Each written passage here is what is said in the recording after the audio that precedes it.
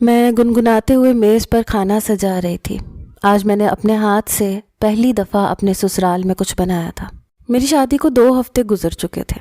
میری ساس نے کچھ دن پہلے ہی میرا کھیر میں ہاتھ ڈلوایا تھا، مگر میں نے کھیر بنانے کے بعد سے آج پہلی بار اپنے ہاتھوں سے اپنے شوہر کی پسندیدہ ڈش بنائی تھی اور میز پر کھانا چن دیا۔ میں سب کو آواز دے کر بلانے لگی۔ کچھ ہی دیر میں گھر کے سبھی افراد اپنے اپنے کمروں سے نکل کر کھانے کی میز پر آ موجود ہوئے۔ میں نے سب سے پہلے اپنے شوہر کی پلیٹ میں کھانا ڈال کر دیا۔ انہوں نے مجھے دیکھتے ہوئے کھانا شروع کیا۔ ابھی انہوں نے پہلا نوالا ہی منہ میں رکھا تھا کہ برا سا منہ بنا کر نوالا واپس نکال کر پلیٹ میں رکھ دیا۔ اف ہو، کس قدر نمک ڈالا ہے! اتنا تیز نمک کون ڈالتا ہے؟ کھانا پکانا بھی نہیں آتا تمہیں؟ انہوں نے سب کے سامنے نقص نکالا تو میں اپنی جگہ پر شرمندہ سی ہو کر رہ گئی، جبکہ میز پر موجود تمام افراد میری اور ان کی طرف ہی متوجہ تھے۔ نمک زیادہ ہو گیا کیا؟ میں مری مری آواز میں بولی تو انہوں نے غصے سے مجھے گھور کر دیکھا۔ کوئی بات نہیں، آپ یہ والا سالن لے لیں، یہ میں نے بنایا ہے۔ میری دیورانی نے جھٹ اپنے سامنے سے ڈونگا اٹھا کر ان کے آگے کیا تو وہ ڈونگے میں سے سالن پلیٹ میں نکال کر مزے سے کھانے لگے۔ میری آنکھوں میں آنسو بھر آئے، لیکن میں سب کے سامنے کوئی تماشا نہیں کرنا چاہتی تھی، لہٰذا چپ چاپ آنسو پی کر میں نے اپنا سر اپنی پلیٹ پر جھکا دیا اور کھانا کھانے میں لگ گئی۔ میرا نام ثروت ہے۔ میں اپنے ماں باپ کی اکلوتی بیٹی ہوں۔ میری ماں ایک سرکاری استانی تھی، جبکہ ابا کسی پرائیویٹ کمپنی میں ملازم تھے۔ چونکہ میں اکلوتی تھی، لہٰذا اماں ابا دونوں کی کمائی سے اچھی گزر بسر ہو جایا کرتی تھی۔ میں خوش مزاج سی لڑکی تھی، مگر مجھے زیادہ دوستیاں کرنے کا بالکل بھی شوق نہیں تھا۔ نہ تو میں خاندان میں کسی سے زیادہ گھلا ملنا پسند کرتی اور نہ میری اسکول یا کالج میں زیادہ سہیلیاں ہوا کرتی، کیونکہ میں خاندان کی باقی لڑکیوں کی طرح شوخ و چنچل نہیں تھی، بلکہ میں پڑھاکو قسم کی لڑکی تھی۔ میری واحد دوست میری امی ہی تھی۔ میں اپنے دل کی ہر بات اپنی امی کے ساتھ بآسانی بانٹ لیا کرتی تھی۔ ابا پڑھے لکھے تھے، سمجھدار انسان تھے، لہٰذا انہوں نے گھر کا ماحول کافی دوستانہ رکھا ہوا تھا۔ یوں تو میری اماں اور ابا کی شادی بڑوں کی پسند سے ہوئی تھی، مگر شادی کے بعد ان میں کافی حد تک پیار محبت بڑھ گیا تھا۔ میرے اکلوتے ہونے کی وجہ سے اماں ابا دونوں ہی میرے لاڈ اٹھاتے تھے، لیکن مجھے پھر بھی اپنی بے جا ضد منوانے اور فرمائشیں کرنے کی عادت نہیں تھی۔ میں ایک سلجھی ہوئی سمجھدار بچی تھی۔ اماں مجھے جو سکھاتی میں سیکھ لیتی، جس کام سے روکتی میں اس سے باز رہتی۔ میں نے کبھی اماں سے ضد کر کے اپنی فرمائشیں اماں ابا کے سامنے رکھی، نہ ان کو کبھی اپنی خواہشوں سے کسی تنگی کا شکار ہونے دیا۔ ویسے تو مجھ میں کوئی خاص بات نہیں تھی، میں عام سی شکل و صورت کی ایک عام سی انسان تھی، مگر پھر بھی نہ جانے کیوں میری کزنز مجھ سے گھلنا ملنا پسند نہ کرتی، اور انہیں جب بھی موقع ملتا وہ میرا مذاق اڑاتی۔ مجھے نہیں معلوم تھا کہ وہ ایسا کیوں کرتی ہیں۔ شاید اس کی وجہ یہ تھی کہ میں خود بھی الگ تھلگ رہنا پسند کرتی تھی۔ میں نے اپنی ایک الگ ہی دنیا بنائی ہوئی تھی، میں جس میں کھوئی رہتی تھی، اور مجھے ان کی کوئی پرواہ نہیں تھی۔ اگر وہ میرا مذاق اڑاتی تو میں انہیں نظر انداز کر کے آگے بڑھ جایا کرتی اور وہ اپنا سا منہ لے کر رہ جاتی۔ مجھے چونکہ پڑھنے کا بہت شوق تھا، لہٰذا میں بہت محنت سے پڑھتی، ہر کلاس میں اول پوزیشن لیا کرتی۔ خاندان کی اکثر عورتیں اپنی بچیوں کو میری مثال دیا کرتی کہ میں باقی لڑکیوں کی طرح شوخ و چنچل نہیں تھی، بلکہ بہت پڑھاکو اور سنجیدہ مزاج کی بچی تھی۔ خاندان کی اکثر آنٹیاں اپنی بچیوں کو میرے پاس پڑھنے کے لیے بھیجنے پر اصرار کرتی۔ وہ چاہتی تھیں کہ میں ان کی بچیوں کو پڑھا دوں۔ فراغت کے دنوں میں تو میں حامی بھر لیا کرتی تھی، مگر جب میرے امتحانات قریب ہوتے تو میں ان سے معذرت کر لیتی۔ میں نے خاندان کی کافی بچیوں کو پڑھنے میں مدد کی تھی، اور وہ میری وجہ سے آج پڑھائی میں اپنا نام بنا رہی تھیں۔ میں نے جوانی کی دہلیز پر قدم رکھا تو اماں ابا کو میری شادی کی فکر پڑ گئی۔ میں اماں ابا کے خیالات سن کر حیران تھی۔ میں نے کبھی شادی کے بارے میں نہیں سوچا تھا، نہ مجھے شادی کرنے کا کوئی شوق تھا، نہ ہی اماں ابا کو اکیلے چھوڑ کر جانے کا کوئی ارادہ تھا۔ اماں میں شادی نہیں کروں گی۔ میں نے شادی سے صاف انکار کیا تو اماں حیرت سے منہ کھول کے مجھے دیکھنے لگی۔ کیا مطلب شادی نہیں کرو گی؟ ایسا کیسے ممکن ہے؟ ہر لڑکی کو شادی کرنی پڑتی ہے۔ کیا تم کسی کو پسند؟ اماں اپنے خیالات کا اظہار کھل کر نہ کر پائیں اور اپنی بات ادھوری چھوڑ دی۔ نہیں اماں، ایسی کوئی بات نہیں ہے، میں کسی کو پسند نہیں کرتی، مگر میں آپ کو اور ابا کو تنہا چھوڑ کر کیسے جا سکتی ہوں؟ میں نے اپنی بات کی وضاحت کی تو اماں نے سکھ کا سانس لیا۔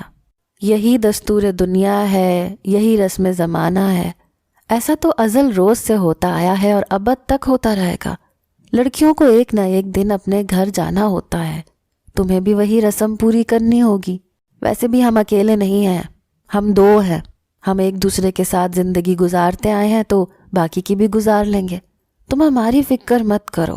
اماں نے مجھے جواب دیا تو میں اپنا سا منہ لے کر رہ گئی۔ میں نے شادی نہ کرنے پر اماں کو مضبوط دلائل پیش کرتی رہی، جبکہ اماں شادی کرنے کے حق میں مجھے سمجھاتی رہیں۔ ابا ہم دونوں کی بحث دیکھ کر مسکراتے۔ ان کا کہنا تھا کوئی ایک تو جیتے گا اور انہیں تو دونوں صورتوں میں ہی فائدہ ہوگا۔ اگر اماں جیتتی ہیں تو بیٹی کو رخصت کرنے کا موقع ملے گا، اور اگر میں جیتتی ہوں تو بیٹی کو ساری زندگی اپنے سامنے دیکھنے کا موقع ملتا رہے گا۔ وہ مسکرا کر بولے تو اماں نے انہیں بھی ڈانٹ دیا۔ آپ اس کے دماغ میں خرافات نہ بھرا کریں، لگتا ہے شادی نہ کرنے والی خرافات بھی آپ نے اس کے دماغ میں ڈالی ہے۔ اماں کی بات سن کر وہ آنکھیں پھاڑ کر اماں کو دیکھتے۔ جی نہیں بیگم، آپ اپنی بیٹی کی ناسمجھی کا الزام ہم پر مت لگائیے۔ وہ اپنا چشمہ درست کرتے ہوئے میری طرف دیکھ کر بولے۔ تو میں نے خود کو ناسمجھ کہے جانے پر برا سا منہ بنایا۔ میں ناسمجھ نہیں ہوں ابا، میں آپ دونوں کو چھوڑ کر کہیں نہیں جا رہی، بس یہ میرا آخری اور اٹل فیصلہ ہے۔ میں اپنی بات پر زور دے کر وہاں سے اٹھائی۔ خاندان میں کسی کی شادی کی تقریب تھی، میرا اس تقریب میں جانے کا بالکل ارادہ نہیں تھا۔ میں ہمیشہ ہی ایسی تقریبات سے بچنے کی کوشش کرتی، مگر وہ اماں ہی کیا جو میری بات مان لیں اور مجھے اپنی مرضی کے مطابق چلنے دیں۔ وہ مجھے زبردستی تیار کروا کر شادی کی تقریب میں لے گئی۔ مہندی کی تقریب میں میں انتہائی بیزاری محسوس کر رہی تھی۔ مجھے گانے بجانے اور ادھر ادھر پھرنے سے کوئی دلچسپی نہیں تھی۔ میری کزنز میرے سامنے لڈی ڈال رہی تھیں، جبکہ میں آرام سے کرسی پر بیٹھی انہیں دیکھتی رہی۔ اماں اپنی کسی جاننے والی سے مل رہی تھیں، انہوں نے ہاتھ کے اشارے سے میرا ان سے تعارف کروایا، تو میں نے ان کو دور سے ہی سر ہلا کر سلام کر دیا۔ اماں کچھ ہی دیر میں ان خاتون کو میرے قریب لے آئی، میرا خاص طور پر ان سے تعارف کروایا۔ میں اماں کی چالاکیوں کو اچھی طرح سمجھتی تھی۔ اماں میرے رشتے کے چکر میں تھی، یقیناً وہ اسی سلسلے میں مجھے اپنی خاص جاننے والیوں سے ملوا رہی تھیں۔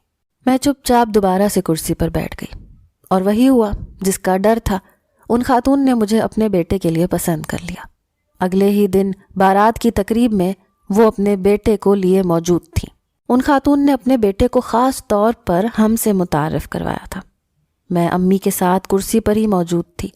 ان کے بیٹے نے ایک نظر اٹھا کر مجھ پر ڈالی تو میرا دل دھڑک اٹھا۔ ان خاتون نے نہ جانے کیسے ایک دن اور صبر کیا۔ ولیمے کی تقریب میں ہی انہوں نے باقاعدہ طور پر امی سے اپنے بیٹے حسن کے لیے میرا ہاتھ مانگ لیا۔ امی نے ان سے سوچنے اور ابو سے مشورہ کرنے کا وقت مانگا، جبکہ میرا دل بری طرح دھڑک رہا تھا اور میرے لبوں پر دھیمی سی مسکان تھی۔ میں خود پر حیران تھی۔ میں جو شادی کے نام سے بھی بدکتی تھی اور کبھی شادی نہ کرنے کا مصمم ارادہ کر چکی تھی، اور ہمیشہ اپنی زندگی اپنے ماں باپ کے ساتھ گزارنا چاہتی تھی، اور اب میں اس رشتے پر نہ جانے کیوں خوش تھی۔ میرے دل نے اندر سے ہلچل مچا رکھی تھی۔ حسن کی وہ نظریں جو اس دن میری طرف اٹھی تھیں، وہ مسلسل میرے دماغ میں ابھر رہی تھیں۔ کافی سوچ بچار کے بعد اماں ابا نے حسن کے لیے میرا رشتہ قبول کر لیا۔ گھر میں شادی کی تیاریاں شروع ہو گئیں تو میں بھی تیاریوں میں مگن ہو گئی۔ میں جب سوچتی کہ میں اماں ابا کو چھوڑ کر چلی جاؤں گی تو میرا دل کٹ کے رہ جاتا، مگر میں اپنی آنے والی زندگی کے لیے بھی سہانے خواب دیکھ رہی تھی۔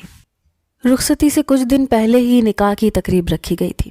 نکاح کی تقریب میں میری ساس نے میرے دیور کے لیے میری پھپھی زاد ہنا کو پسند کر لیا۔ ہنا ایک شوخ و چنچل اور تیز ترار لڑکی تھی۔ وہ شکل صورت میں بھی بے انتہا خوبصورت تھی۔ اس کی گوری سفید رنگت پر گہری سبز آنکھیں بے حد بھلی لگتی، اور اس کو اپنی خوبصورتی کا اچھی طرح اندازہ بھی تھا، اور وہ اپنی خوبصورتی سے فائدہ اٹھانے کا کوئی بھی موقع ہاتھ سے نہ جانے دیتی۔ ہنا نے انٹر کے بعد اپنی تعلیم کو خیر آباد کہہ دیا تھا۔ ہنا عمر میں تو مجھ سے بڑی تھی، مگر وہ میری طرح سمجھدار نہ تھی اور اکثر بے وقوفی کی باتیں کرتی دکھائی دیتی۔ میری پھپھو نے تھوڑی سی سوچ بچار کے بعد ہنا کے لیے میرے دیور کا رشتہ قبول کر لیا، اور یوں میرے شوہر کی اور دیور کی شادی ایک ساتھ کی گئی۔ میں اور ہنا دلہن بن کر اپنے سسرال میں جا بسے۔ شادی کی شروعات بہت ہی خوشگوار انداز میں ہوئی۔ میرے شوہر نے منہ دکھائی کے تحفے کے طور پر सोने की चेन मेरे गले में डाल दी। मैं अपनी शादी से बेइंतहा खुश थी और अपने आप को दुनिया की खुशकिस्मत तरीन लड़की समझ रही थी। हसन का साथ पाकर मैं अपनी किस्मत पर नाज़ा थी। हसन बहुत अच्छे, ख्याल रखने वाले शौहर थे। वो मेरी छोटी से छोटी बात का ख्याल रखते, मुझे बहुत इज्जत और एहतराम देते। हम अपनी शादी के बाद सैर करने गए और वहाँ पर हमने एक दूसरे की संगत में बहुत अच्छा वक्त गुजारा और एक दूसरे को भरपूर जानने का मौका मिला। वापसी पर 2 दिन तो थकन उतारने में ही लग गए और उसके बाद अमली ज़िंदगी की शुरुआत हुई। मैंने महसूस किया कि हसन रफ्ता रफ्ता बदलने लगे थे। वो पहले जैसे नहीं रहे थे। वैसे तो हमारी शादी को अभी बहुत कम अरसा गुजरा था, मगर जो वक्त मैं उनके साथ गुजार चुकी थी उसके बाद उनके रवैये में वाज़े फ़र्क देख सकती थी।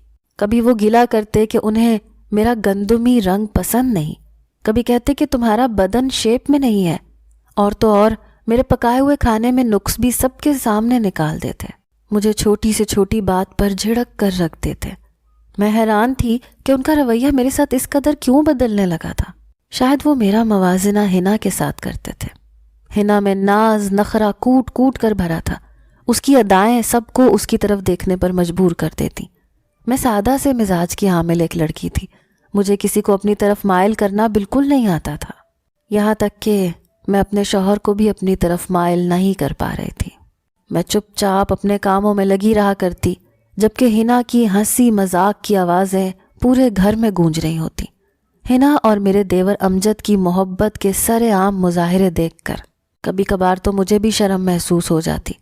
मेरे शौहर भी वो सब कुछ देखते। शायद वो मुझसे भी यही उम्मीद रखते थे कि मैं भी हिना की तरह सारा दिन दिल लगी करती रहूं, अपनी अदाओं से उनको अपनी तरफ माइल करूं। मगर मैं ऐसा नहीं कर सकती थी क्योंकि ये चीज़ मेरी फितरत में शामिल नहीं थी। वो अक्सर मेरे सामने हिना की तारीफ़ करते, अपने दोस्त की बीवियों की मिसालें दिया करते। मैं जानती थी कि उनकी ज़िंदगी में कोई और औरत नहीं है, मगर मैं उनका दिल अपनी तरफ कैसे माइल करूं ये समझने से कासिर थी। मेरी एक ही छोटी नंद थी जो दोनों भाइयों की लाडली थी। घर में उसकी शादी की तैयारियों का सिलसिला शुरू हो चुका था। मेरी सास हमारी शादी के बाद से उसके लिए रिश्ते तलाश कर रही थी। उसके लिए कई रिश्ते मौजूद थे। अब उन्होंने अपने ही ख़ानदान के एक पढ़े लिखे सुलझे हुए लड़के का रिश्ता कबूल कर लिया था। लड़के वालों को शादी की ज़रा जल्दी थी क्योंकि लड़के ने शादी के बाद मुल्क से बाहर जाना था, लिहाजा शादी की तारीख पक्की कर दी गई। मेरी सास ने शादी की तैयारियां शुरू की तो मैं भी शाना बशाना उनके साथ उठ खड़ी हुई और शादी की तैयारियों में मगन हो गई। मेरी सास ने मुझे अपने साथ मसरूफ़ पाया तो उन्होंने ख़रीदारी की तमाम जिम्मेदारी मेरे सर डाल दी। मैं ये चाहती थी कि मैं अपनी नंद उज़्मा की मर्ज़ी और पसंद से तमाम चीज़ें बनाऊं। जहेज़ की तमाम चीज़ें मैं उसकी पसंद से ख़रीदूं, मगर उज़्मा की अपनी ही शादी में दिलचस्पी ना होने के बराबर थी। मैं जब भी उससे कुछ पूछ गुछ करके तैयारियों में उसे शामिल करने की कोशिश करती तो वो कन्नी कतरा कर गुजर जाती और मुझे अपनी पसंद से आगाह ना करती। मैं जानती थी कि लड़कियों के लिए शादी का फ़ैसला करना इंतहाई मुश्किल होता है। मैं ख़ुद भी इस दौर से गुजर चुकी थी, मगर मैं फिर भी शादी की तैयारियों में मगन हो गई और अपनी मर्ज़ी से तमाम ख़रीदारी की। मगर उज़्मा किसी तौर मुझे अपना हाथ पकड़ाने को तैयार ना थी। मैं खुद ही अपनी मर्ज़ी से उसकी बरियां बनाती रही। निकाह की तकरीब हमारे निकाह की तरह शादी से 1 हफ़्ता पहले रखी गई। निकाह वाले दिन मैं घर के कामों में मसरूफ़ थी। घर में मेहमानों की आमद का सिलसिला जारी हो गया था।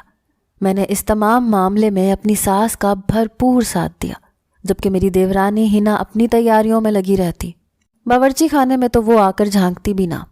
निकाह से कुछ घंटे पहले मैं अपनी नंद के कमरे में गई ताकि उसको तैयारी में मदद करवा सकूं, मगर वो अपने कमरे में मौजूद नहीं थी। मैंने कमरे के बाथरूम फिर पूरे घर में उसको तलाश किया, मगर वो कहीं नहीं मिली। मैंने दबे लफ्ज़ों में अपनी सास से भी उज़्मा के बारे में पूछा, मगर उनको भी इल्म नहीं था। मेरे जहन में जो ख्याल आ रहा था, मैं नहीं चाहती थी कि वो किसी तौर भी सच हो। मैं अपनी सास को ये बता कर कि मैं उज़्मा को लेकर जा रही हूँ, मैं अपने शौहर के साथ घर से बाहर निकल गई। मेरे शौहर हैरान थे कि वो खुद कहाँ है जिसको पार्लर लेकर जाना है। मैंने गाड़ी में बैठकर उनको उज़्मा की गुमशुदगी के बारे में बड़े धीमे लहजे में बताया तो वो गुस्से में आग बगोला हो गए। मैंने उनको समझाया कि ये वक्त गुस्सा करने का नहीं बल्कि समझदारी से काम लेने का है। घर में मेहमान मौजूद थे, ऐसे में अपनी इज्जत खुद ही उछालने का क्या फ़ायदा। शुक्र था कि वो भी मेरी बात समझ गए। میں نے ان سے پوچھا کہ کیا ان کو اندازہ ہے کہ اس وقت عظمیٰ کہاں ہوگی؟ کیا وہ کسی کو پسند کرتی تھی؟ کیا اس نے گھر میں پہلے ایسی کوئی بات کہی تھی؟ وہ جانتے تھے، لہٰذا ہچکچاتے ہوئے بولے کہ عظمیٰ نے ایک لڑکے کے بارے میں بتایا تھا، اس کے ماں باپ گھر پر رشتہ بھی لے کر آئے تھے، مگر میری ساس کو وہ لوگ پسند نہیں آئے تو انہوں نے رشتے سے انکار کر دیا تھا اور عظمیٰ کو صاف صاف سمجھا دیا تھا کہ وہ اس لڑکے کو بھول جائے۔ میں اپنے شوہر کے ساتھ اس لڑکے کے گھر پہنچ گئی۔ لڑکے کا گھر دیکھ کر میں حیران تھی۔ یہ کوئی ٹوٹا پھوٹا مٹی کا گھر تھا جس کی حالت زار کا اندازہ گھر کے باہر سے ہی ہو رہا تھا۔ میں نے لکڑی کا دروازہ بجا ڈالا، کسی لڑکے نے دروازہ کھولا۔ وہ لڑکا اچھی شکل و صورت اور شخصیت کا مالک تھا۔ میرے شوہر نے اس کو دیکھتے ہی گرے باندھ سے پکڑ لیا، اس سے چلا کر پوچھنے لگے کہ عظمیٰ کہاں ہے؟ لڑکا اپنے گرے باندھ چھڑوانے کی کوشش کرنے لگا۔ میں نے بڑی مشکلوں سے اپنے شوہر کو پیچھے کیا اور لڑکے سے عظمیٰ کے بارے میں پوچھا۔ اس نے کہا کہ وہ یہاں آئی تھی مگر وہ واپس جا چکی ہے اور اب یہاں موجود نہیں ہے۔ میں اس لڑکے کے چہرے سے یہ اندازہ لگا سکتی تھی کہ اس نے عظمیٰ کو دھوکہ دیا ہے۔ وہ یقیناً عظمیٰ کے بھائیوں کی دولت اور جائیداد سے فائدہ اٹھانا چاہتا تھا، مگر عظمیٰ اگر اپنی مرضی سے نکاح کرتی تو اس کے ہاتھ میں کچھ بھی نہ آتا۔ ہم نے ادھر ادھر عظمیٰ کو ڈھونڈنے کی کوشش کی، محلے والوں سے اس کے بارے میں پوچھ گچھ شروع کر دی۔ سامنے ہی موجود ایک دکان پر بیٹھے آدمی نے بتایا کہ ایک لڑکی روتی ہوئی نہر کی طرف گئی ہے۔ ہم فوری طور پر نہر کی طرف بڑھے، پھر مجھے عظمیٰ دھیرے قدموں سے نہر کی جانب جاتی دکھائی دی۔ میں نے گاڑی سے اتر کر بھاگ کر اس کو پکڑ لیا۔ اس کا چہرہ آنسوؤں سے بھیگا ہوا تھا، مجھے دیکھ کر حیران تھی۔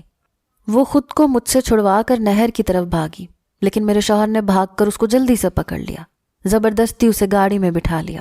یہ تم کیا کرنے جا رہی تھی؟ میں نے اس سے پوچھا تو روتے ہوئے بولی، میں خود کو ختم کرنے جا رہی تھی، مجھے وقاص نے دھوکہ دیا ہے۔ میری ہمت نہیں تھی میں دوبارہ گھر جا کر گھر والوں کا سامنا کروں، مگر گھر میں ابھی تک کسی کو یہ بات معلوم نہیں کہ تم گھر سے بھاگ گئی تھی۔ میں نے کہا تو وہ حیران آنکھوں سے مجھے دیکھنے لگی۔ ہم نے تو اماں کو بھی اس بارے میں کچھ نہیں بتایا، سب کو یہی پتا ہے کہ تم پارلر میں تیار ہونے کے لیے گئی ہو۔ عظمیٰ مجھ سے لپٹ کر رونے لگی۔ میں نے بڑی مشکلوں سے اس کو خود سے جدا کیا اور میں اسے پارلر میں لے گئی۔ میں نے اپنے شوہر کو گھر بھیج کر اس کے لیے کپڑے منگوا لیے، اور جب تک عظمیٰ تیار نہ ہو گئی میں اس کے پاس ٹھہری رہی، کیونکہ میں نہیں چاہتی تھی کہ جذبات میں آ کر وہ پھر سے کوئی غلط قدم اٹھا لے۔ عظمیٰ کی شادی خیر و عافیت سے سر انجام پا گئی۔ میرے شوہر میری سمجھداری کے قائل ہو گئے، جس کی بدولت ان کا گھر تباہی و بربادی سے بچ گیا تھا۔ اس دن اگر ہم بر وقت وہاں پر نہ پہنچتے، عظمیٰ نہر میں کود کر اپنی جان دے دیتی، تو شاید اس گھر میں دوبارہ کبھی خوشی کے شادیانے نہ بج پاتے۔ میں نے عظمیٰ کا راز اپنے سینے میں دفن کر لیا اور کسی کو اس کی کانوں کان خبر نہ ہونے دی۔ میرے شوہر میرے شکر گزار تھے کہ میں نے ان کے گھر کی خوشیوں کو بچانے کے لیے کس طرح سے اپنا فرض سر انجام دیا تھا۔ میرے دیور امجد کی نوکری چلی گئی، وہ کسی بہت اچھی کمپنی میں اچھی پوسٹ پر تھا، مگر کچھ وجوہات کی بنا پر مالک کو کمپنی بند کرنی پڑی۔ ویسے تو میری ساس نے 2-3 دکانیں کرائے پر چڑھا رکھی تھیں، جن کا کرایہ ہر مہینے ساس کے ہاتھ میں آیا کرتا تھا۔ ساس کچھ پیسے امجد کے ہاتھ پر رکھ دیا کرتی۔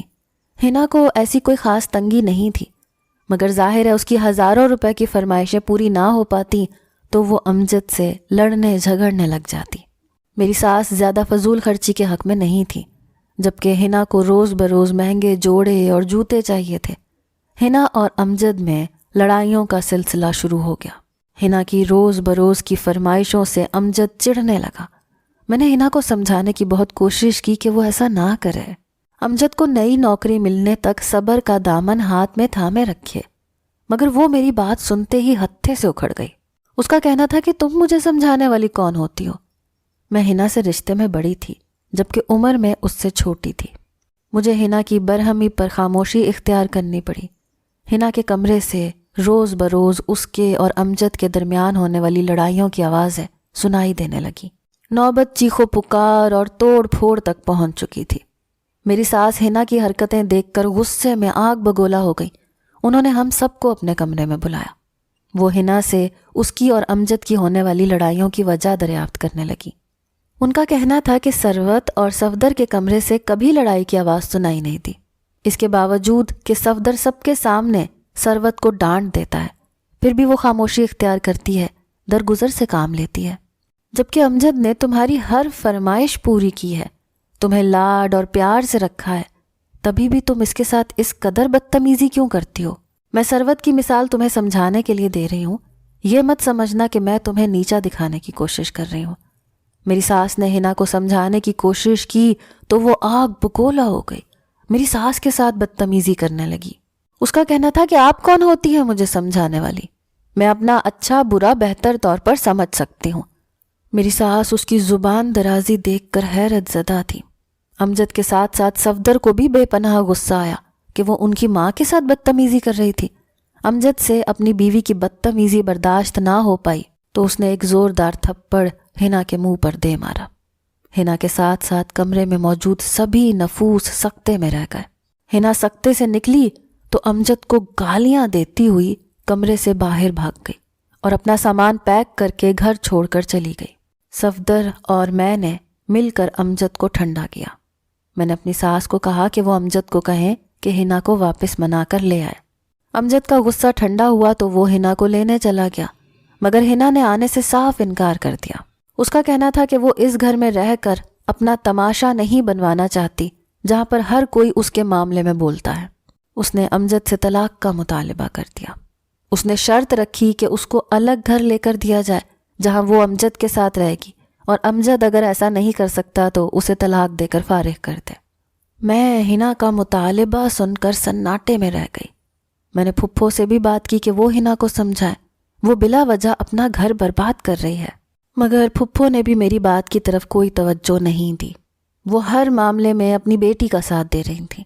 ان کا کہنا تھا کہ ہنا اس گھر میں تنگ ہے اور وہ اپنی بیٹی کو تنگی کے ساتھ زندگی بسر کرتے نہیں دیکھ سکتی۔ امجد نے ہنا کو طلاق دینے کا فیصلہ کر لیا۔ وہ کاغذات تیار کروا رہا تھا۔ اس نے میری ساس کو بھی اپنے فیصلے سے متعلق آگاہ کر دیا۔ میں ایسا نہیں چاہتی تھی کہ وہ ہنا کو طلاق دے، ایسی صورت میں وہ دونوں ہی ناخوش رہتے۔ میں جانتی تھی کہ وہ دونوں ایک دوسرے کو بہت چاہتے تھے، مگر بیچ میں یہ لڑائیوں کا سلسلہ نہ جانے کیوں شروع ہو گیا تھا۔ میں نے امجد کو سمجھانے کی اپنی سی کوشش جاری رکھی، بیچ میں صفدر اور اپنی ساس کی بھی مدد حاصل کرتی رہی۔ آخر میں یہی طے پایا کہ ہنا کا مطالبہ پورا کر دیا جائے اور اس کو الگ گھر میں رکھا جائے۔ امجد بھی اس بات کے لیے مان گیا اور میری ساس نے انہیں ایک نیا گھر خرید کر دے دیا۔ بیٹے کے الگ ہونے پر میری ساس نہایت رنجیدہ تھی۔ میں نے ان کی خوب ہمت بڑھائی اور ان کو سمجھانے میں اہم کردار ادا کرتی رہی۔ میری نند شادی کے بعد اپنے شوہر کے ساتھ باہر ملک جا چکی تھی۔ وہ کچھ عرصے بعد ملنے کے لیے آئی تو وہ بہت خوش تھی۔ اس نے میرے دونوں ہاتھ پکڑ لیے، میرا شکریہ ادا کرنے لگی کہ آپ کی بدولت یہ سب ممکن ہوا، ورنہ میں تو وقاص کے پیچھے اپنی زندگی برباد کرنے چلی تھی۔ اس کا شوہر بہت اچھا انسان تھا اور اسے بہت اہمیت اور احترام دیا کرتا تھا۔ ہنا کو بھی کچھ عرصے کے بعد اپنی غلطی کا احساس ہو گیا۔ وہ میری ساس سے معافی مانگنے چلی آئی۔ ہنا اور امجد اپنی زندگیوں میں خوش تھے، ہنسی خوشی زندگی گزار رہے تھے۔ وہ ہر اہم موقع پر ہمارے گھر چلے آتے اور میں ان کے لیے کھانے کا اہتمام کرتی، اور اس طرح سب لوگ مل جل کر بیٹھتے۔ میری ساس کا کہنا تھا کہ انہیں میرے انتخاب پر فخر ہے، کیونکہ میں نے اپنی سمجھداری کے باعث اس گھر کو مزید خوشیوں سے بھر دیا تھا اور گھر کو توڑنے کے بجائے جوڑنے میں اہم کردار ادا کیا تھا۔ میرے شوہر کو بھی اپنی غلطی کا احساس ہو گیا تھا۔ وہ جب میرا مقابلہ اور موازنہ دوسری عورتوں سے کیا کرتے تو اب انہوں نے ایسا کرنا چھوڑ دیا تھا۔ وہ سمجھ گئے تھے کہ اچھی اور کامیاب ازدواجی زندگی گزارنے کے لیے بیوی کا شوخ و چنچل اور خوبصورت ہونے کے بجائے سمجھدار ہونا زیادہ ضروری تھا۔ اللہ نے مجھے اولاد کی نعمت سے نوازا تو میری زندگی مکمل ہو گئی۔ میں 2 بیٹوں کی ماں بن کر اپنے رب کی بے حد شکر گزار تھی۔ میں نے اپنے اخلاق، سمجھداری اور صبر سے اپنے شوہر کا دل جیت لیا تھا۔ میں نے اپنے بچوں کی تعلیم و تربیت میں بھی کوئی کمی نہیں چھوڑی۔ میرے شوہر نے میرا پورا ساتھ دیا۔ وقت پر لگا کر اڑ گیا۔ آج میرا بیٹا CSS کا امتحان پاس کرنے کے بعد اعلیٰ عہدے پر برسر اقتدار تھا، جبکہ میرا دوسرا بیٹا ڈاکٹر بن گیا تھا۔ میں نے اپنے بیٹوں کے لیے بہوؤں کی تلاش شروع کی تو مجھے اپنی زندگی کی کہانی یاد آ گئی کہ کس طرح میں نے اس گھر سے اپنی زندگی کی شروعات کی تھی، جب میں دلہن بن کر اس گھر اور اپنے شوہر کی زندگی میں قدم رکھا تھا، اور اپنے شوہر کی انچاہی بیوی بن گئی تھی، مگر وقت نے ایسی کایا پلٹی کہ اب وہی شوہر میرے پاؤں دھو دھو کر پیتے ہیں۔ میں اپنے رب کی بھی شکر گزار ہوں۔ اگر آپ کی نظر میں میرے بیٹوں کے لیے کوئی سلجھی ہوئی سمجھدار لڑکی ہو تو مجھے ضرور بتائیے گا۔